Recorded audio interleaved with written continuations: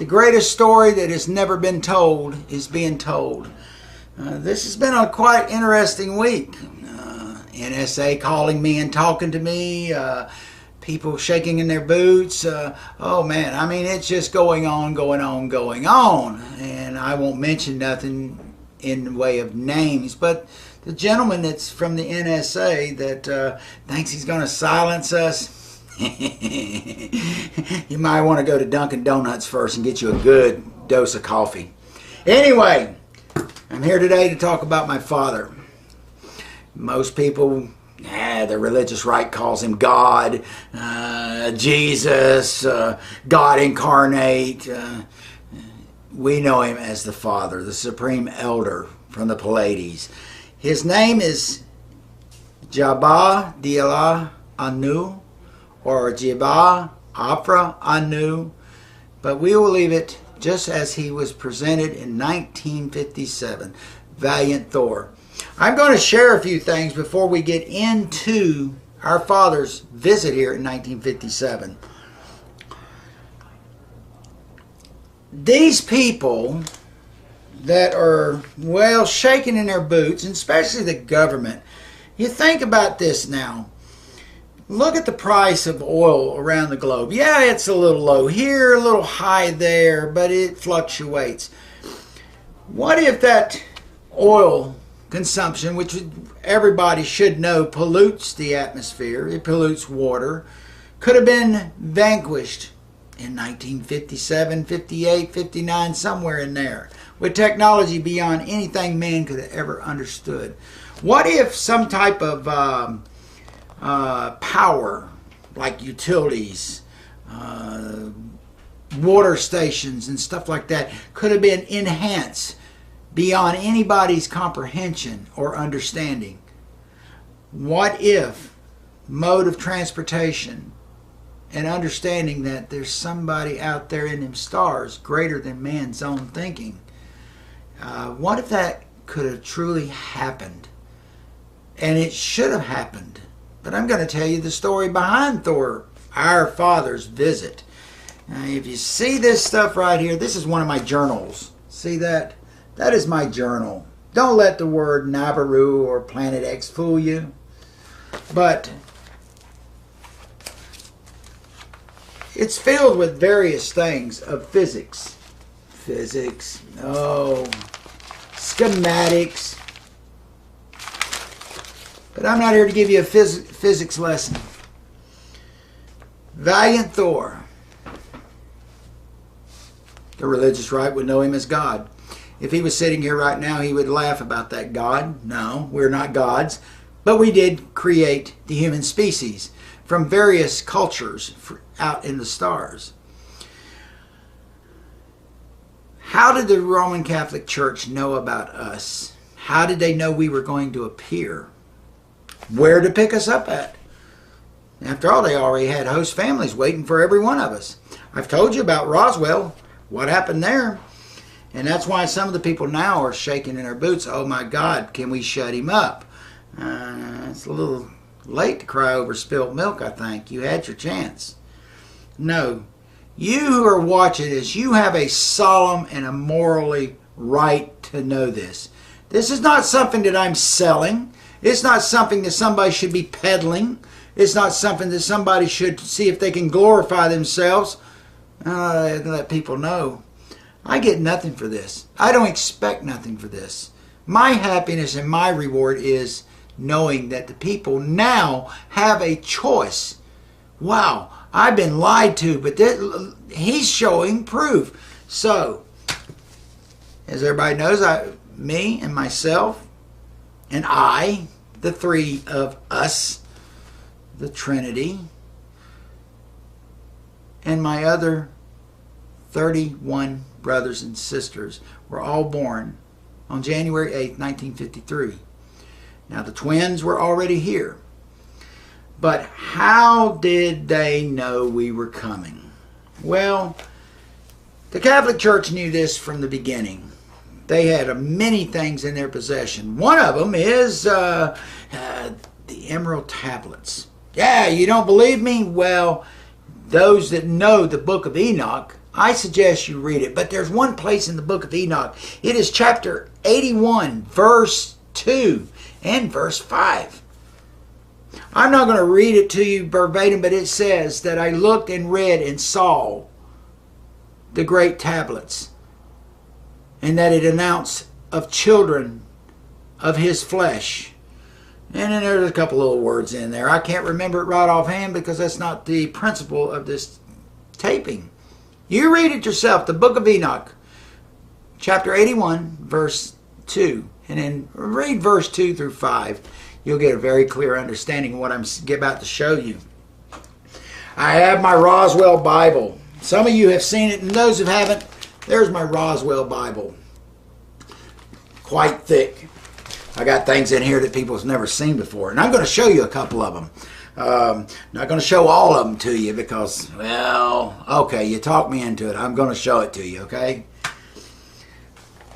After we were born, let me open this little codger up right here.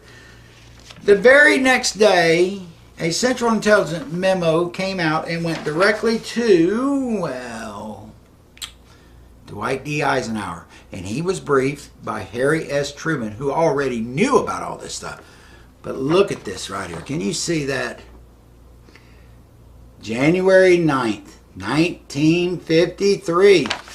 Wonder what they're talking about. Well, it's quite hard to understand because, after all, I was a little tiny baby. But when I went to the agency in 1982, I got to see this stuff over a period of months and explained. And I asked some very strict questions.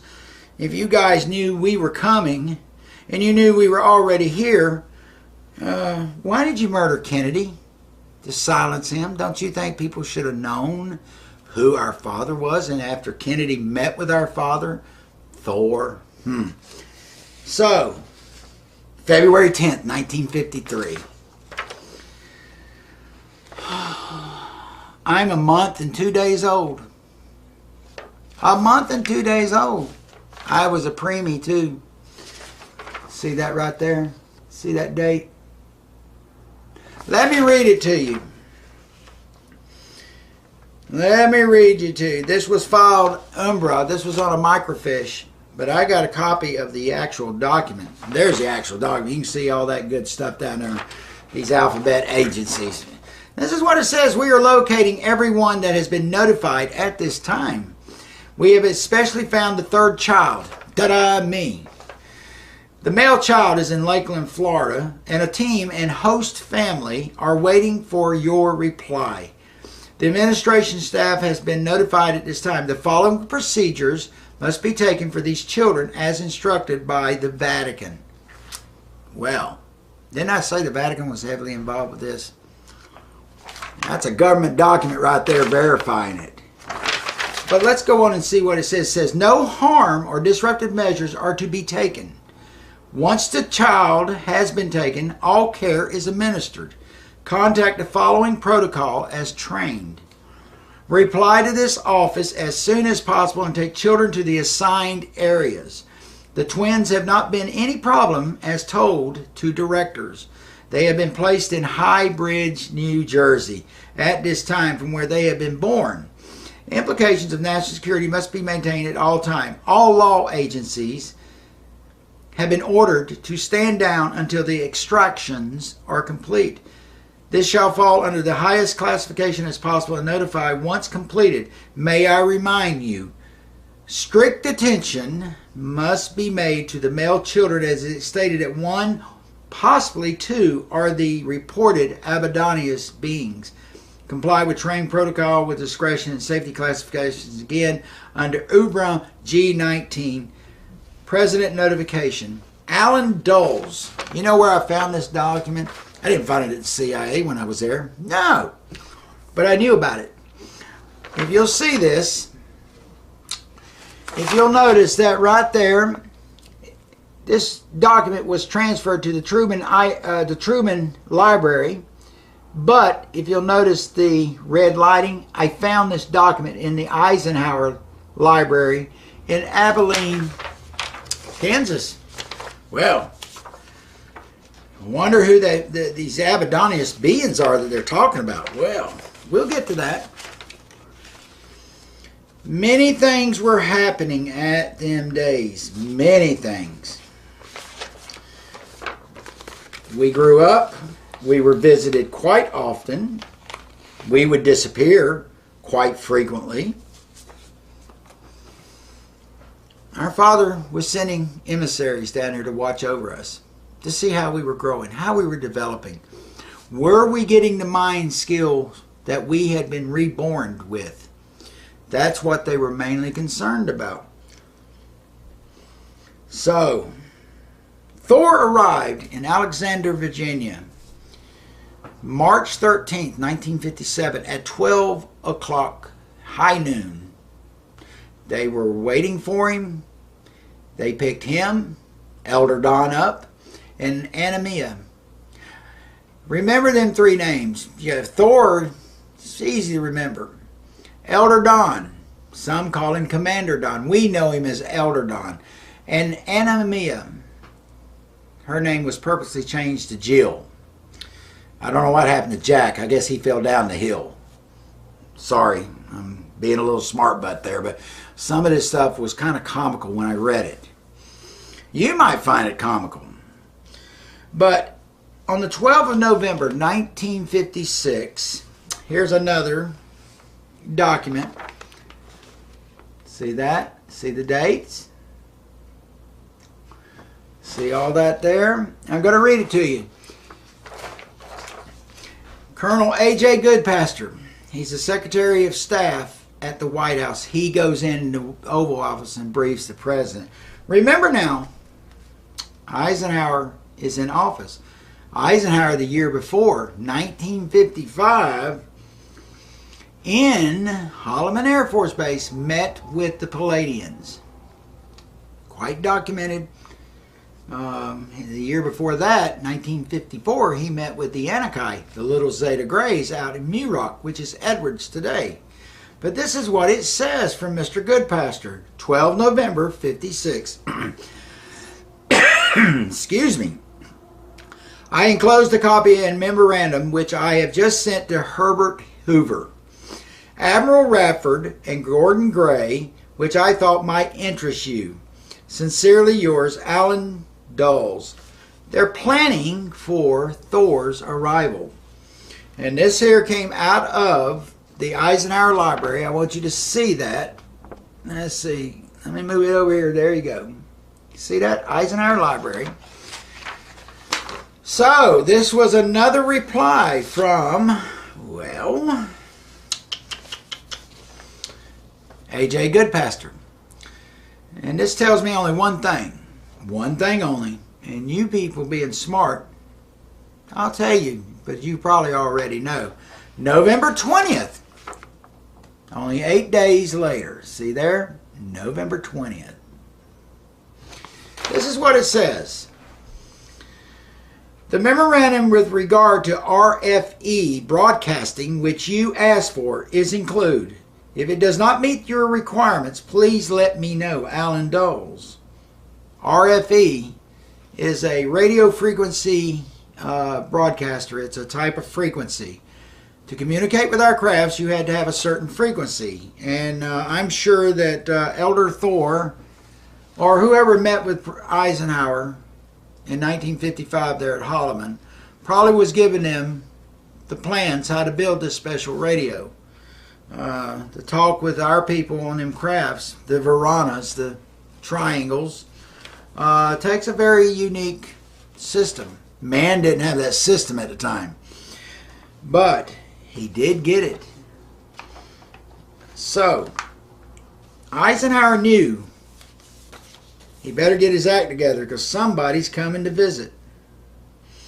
You remember that? November 20th, 1956? 2 days later, we get another memo from Alan Dulles to Colonel Goodpaster, again, the Chief of Secretary of Staff at the White House. November 22nd, 1956. See all that? See the Central Intelligence? Yeah, they are all talking about this. And this is what it says. Dear Andy. Now, Alan Dulles was known by his close friends as Andy. I enclosed a copy of a memorandum which I have just sent to Herbert Hoover, Admiral Rabb, and Gordon Gray, which I thought will interest you. Notice enclosure. Well, the enclosure is right here. As you can see, it was added. And this is what it says. We need a date and a location for the arrival. We have less than 3 months. Contact the Vatican as soon as possible. There's the Vatican. I wonder if the Vatican was going to baptize aliens. Sorry, people, I had to do it. I couldn't help myself. Make arrangements for their visit also. The families need to stay calm.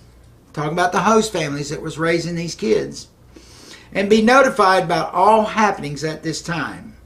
Again, this was found in the Eisenhower Library. Don't you think that should be in the National Archives? Nah. They're not going to come out and tell this stuff. So,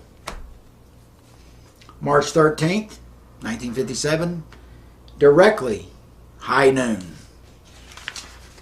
Our father arrived.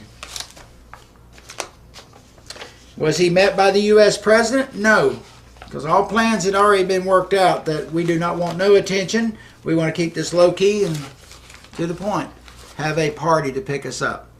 The craft arrived, and guess what I found? You're going to love this. I actually found an old black and white picture that was taken on the 13th of March, 1957. There we go. It don't give no time on this, but this was photo 16A, if you can see right there. See that? I don't know how many photos were taken, but I did find this one.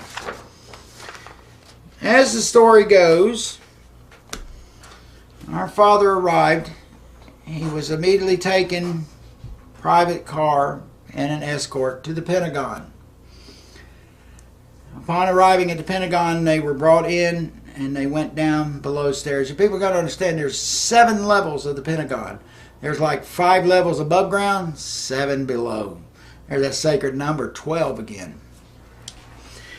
He immediately was transed across the Potomac, or actually under the Potomac, to the White House, where not only did he meet with Dwight D. Eisenhower, Vice President Richard Nixon was there.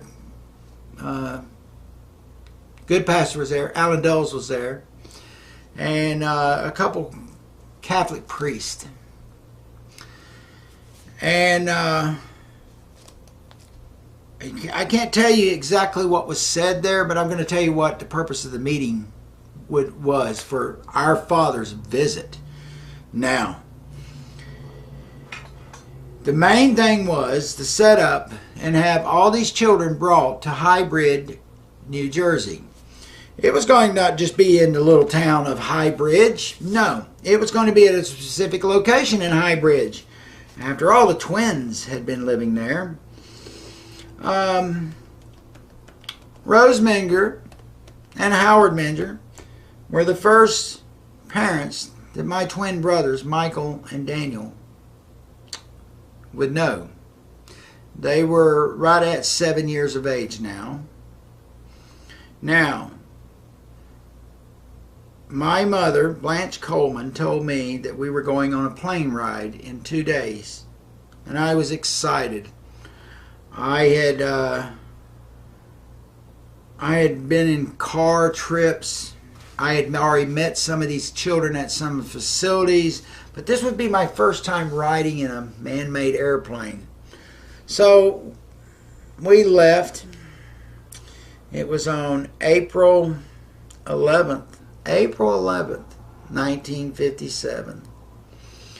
Didn't know where we were going, but when we got there, I didn't know where we were at. But we were put into a nice little motel. We were fed. Oh, the next day is the 12th. Men in suits come to pick me up. And I remember these days because, I mean, as a child growing up to that moment there in High Bridge, I always had men in white suits talking to me, men in black suits talking to me, ministers talking to me, denominational teachers talking to me. So this was nothing new to me. We drove for about 30 minutes, maybe 40. It was, I would say, less than an hour. And we came to this rural area, and there was a house sitting up and back up off the way of the driveway. And I noticed there was a lot of cars there. A lot of men in black suits. The place was shut down. Nobody was coming in unless you was authorized. Nobody was leaving unless you had permission. So, again, I'm a little boy, and I'm just 4 years old. I'm excited. What is all this? This is a party of parties, I thought. Me and Blanche walked around the side of the house, and there's a lot of people back there. Kids are running, screaming, laughing, having a good time. And I had two boys, older boys, come up to me, and they said, "What's your name?" And I said, "My name's Tommy." "Oh, well, we're the twins. You want to come play?" I was a little bashful. I didn't. I stood there and held Blanche's hand. It wasn't long that we all took our seats, and this man got up and said, "Our special guest is on his way. He'll be here shortly." I didn't know who this guest was. Everybody was taking their seats. And pretty soon, this man walks in to the backyard. There's a much larger man walking with him, and the most stunning, beautifulest woman you have ever seen. And they greeted everybody. He introduced himself as Valiant Thor, and the purpose of his meeting today is to meet with the host families, answer any questions they have, but the main purpose is to check on his children. Now, I have a picture of this, and now this is on the internet. But this story wasn't told, about 25 years ago. I think somebody wrote a book about it. Stranger in the Pentagon? Nah. How true is the stranger in the Pentagon? The book's out. I'll let you, the people, understand, and you be the judge. But if we see this picture right here, this is one of the pictures, many pictures that is taken in the backyard. And if you see this lady right here, let me get my glasses. Let's see here. See this lady sitting down right there? Let's see, I guess that is. That's Blanche Coleman. And I'm going to move it a little bit closer. If you look right next to her, in front of her, there's a little boy standing there. Guess who that is? Can you see it? There you go. Now, our father, Annemia, and Elder Don are all in there. That's a broader picture of it. Let's see, I think that is it. I mean, I'm sorry, these are old black and white reproductions. I cannot help it. But Thor talked to every one of us. Every one of us. Now, you need to know who Thor and Elder Don is. There was only one woman there, and her name's Annemia. But even today, people cannot get Thor and Elder Don correct. They call Don Thor, they call Thor Don. If you can see that, the man in the middle, that is our father. He's your father too. That is Thor. Jabba Anu Afra Thor. This man right here, that is Elder Don. And of course, that's Annemia. All this stuff was very well documented. Howard Menger, before Thor arrived, had pictures of crafts visiting, people visiting, many people visiting. And I'll show you a picture of Rose and Howard Menger. This was the twins' adopted parents. There they are. Let me move this right here where you can see it. Now,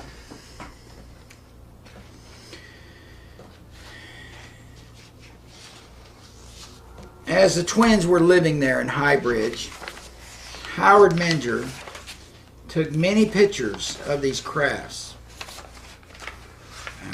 had a lot of pictures. He was visited. A lot of the things were going on, a lot of the things that were said. But my father came up from a long distance to check on his children. Wow. And he brought gifts. Now, I know there's a lot of people that's been asking questions these last few weeks, and I appreciate every one of your questions. I like every one of your replies. God bless every one of you. I've had only one negative response, and some of you probably don't know, but the government has trolls that sit and surfs the web at the various UFO sites, the expert sites, or just to get people stirred up to keep from someone telling the truth. I've had one negative reply, and that's the only one I've had out. How many thousands? I really don't know. I don't count them. I don't need to count them. I appreciate everything that the people have said to me. And you're not just saying it to me, you're saying it to all of us, my brothers and the sisters. But when Thor was sitting there that morning, April 12th, 1957, he called every one of the kids. And now all of us didn't make it. There was probably 21 of my brothers and sisters there. The rest was out west. But he was going to go visit him also, just like he was visiting us. Customary kiss on the cheek, forehead to cheek. To talk to us, to see how we're doing. Do we like where we're at? Do we like what we're experiencing? What are we learning?